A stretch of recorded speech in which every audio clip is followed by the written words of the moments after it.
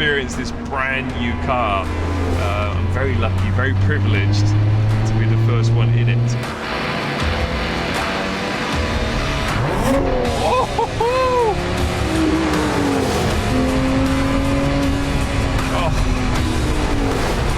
This engine just roars. It sounds wonderful.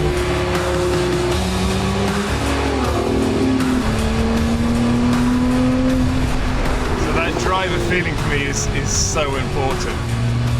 It's the ticket. It's what works.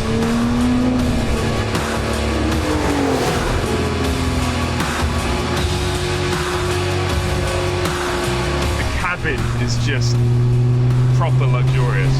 The leathers in here, the infotainment system, this massive screen. It's nice that it's simple and it gives you more time to do this. Lotus engineers and aerodynamicists have worked really hard on the Emira and been able to produce quite a lot of downforce for such a small car. So it gives it a lot of grip in these high-speed, mid-speed corners. It gives you confidence to push the car a little bit harder. It just holds the road so well. Just puts a big smile on your face. A lot of people talk about power to weight, and the reason why they have to add so much horsepower is because the car is so heavy. With the Lotus, it's super light. You don't need 800 horsepower, and you wouldn't want it either. It would be undrivable. Light, it's nimble, and it's comfortable. A completely different beast. I applaud everyone at Lotus. You know, they should be very proud of what they have achieved with the Emira. It's a fantastic piece of kit.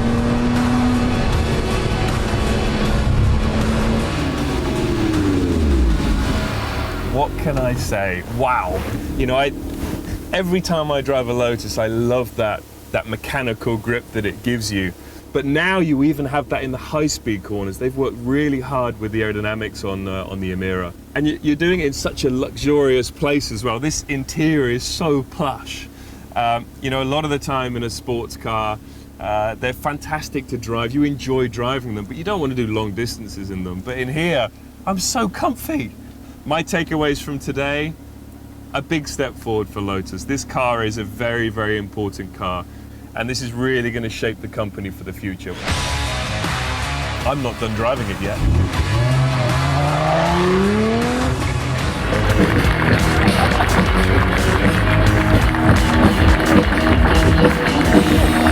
Jenson, welcome. So, how is it to drive the Emira? Well, first of all, it's fantastic to be here. A real privilege, a pleasure to see so many smiling faces. And what better way to launch an iconic car in true British weather? Now we have sun. Now I've come out on stage, which I'm very happy about. But I was very lucky to take this beauty out on track earlier. And it was really enjoyable. You know, you expect to have the mechanical grip, as you heard in the 3-minute video.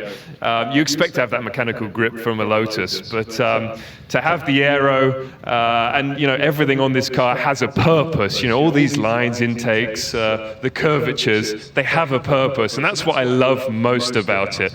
And then you step inside, and as I said, plush. That's the word of the day. It's such a nice place to be. It's comfortable. You have the infotainment system, which is easy to work, so you can get back to hammering through the gears. And they've moved the gear stick in this car quite high.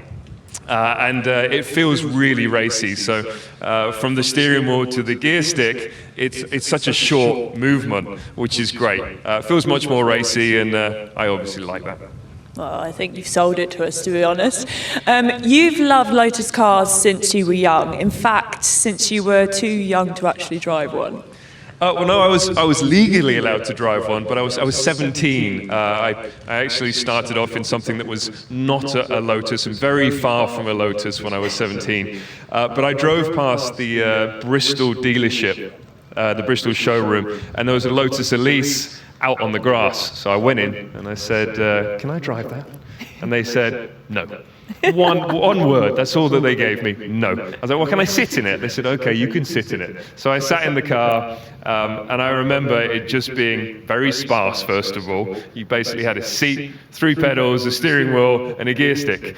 But I just loved that feeling of a Lotus when you got in it. You felt part of it, and that was what I loved the most. Obviously, the interior of these is very different. It's moved on a long way, but I had the bug then, and I got to drive in my friend's Esprit, which was very exciting, very powerful, and also in 2000, I got to come here while I was working with another manufacturer doing laps around here, passenger rides, and at the end of the day, I said, can I drive the Lotus 340R? And they said, yeah, of course you can. And jumped in it, and it was worlds beyond what I was driving around here. So yes, very passionate about Lotus, and great to be part of the team, and having the chance to drive these really means a lot. And you're bringing back a classic Lotus, aren't you? Yes, bringing back the Type 62, where they built 2 for racing. And Radford, with my mates at Radford, we're bringing back, it doesn't sound very professional, does it, with my mates at Radford, but they are my mates. We're bringing back the Type 62 2, which I'm really, really looking forward to. It's something very exciting for the future.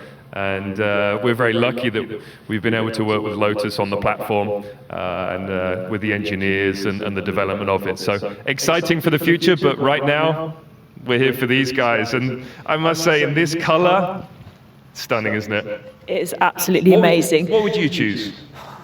I I'm not can't offering decide. it, Well, no, I'm going to buy one. I think I'd probably go for the blue. Yeah. And are you going to level up to your end of the bargain with Matt from earlier? Well, if I get on the top of the list, yes.